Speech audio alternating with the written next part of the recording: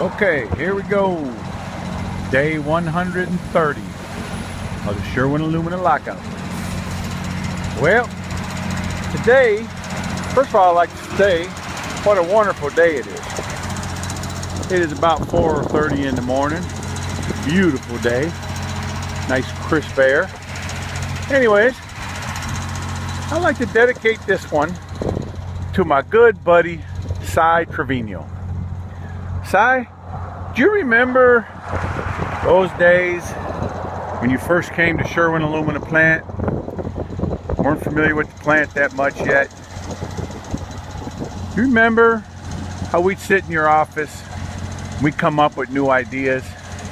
I'd come in there and I'd sell you on some idea that I had that was going to make the company more money, going to let us have to do less maintenance. We'd talk about things all the time, constantly coming up with new ideas and better ways to do things in there. And you'd go for it, and we'd try it, and they'd work. What happened to those days where we worked as a team? What happened to those days? I just don't get it. There's so many men and women out here that have dedicated their lives to this plant and come up with all kinds of innovative ways to do things better and faster with less people. And what thanks do they get for that? Contract after contract, the company wants to take more away from us. They just have no consideration for the things that the men and women have done in that plant to keep it running for all these years.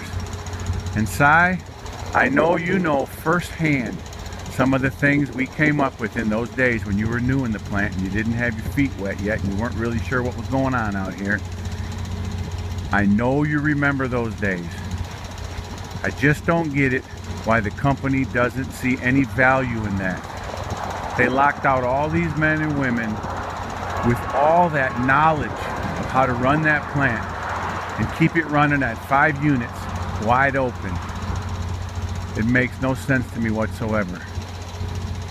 But that's a sad truth that's going on all over America today. Corporations do not even see the value in the employees they have. All as they can see is a way to try and squeeze out a few more dollars out of a company. And if it means pinch the very, very men and women that make them that money, they'll just pinch them. Because it doesn't matter how they get more money, they're bound and determined to make their profits go higher. So all I can say is, like I've said time and time again, is Tom Russell, go to bed. You're going to need some sleep because we're not coming back in there until you give us a fair contract. And if that means that this plant gets shut down, then that's what it means, because we're not coming back in there until you give us a fair contract. So you might as well get a little rest because you're going to need it. Until my next post.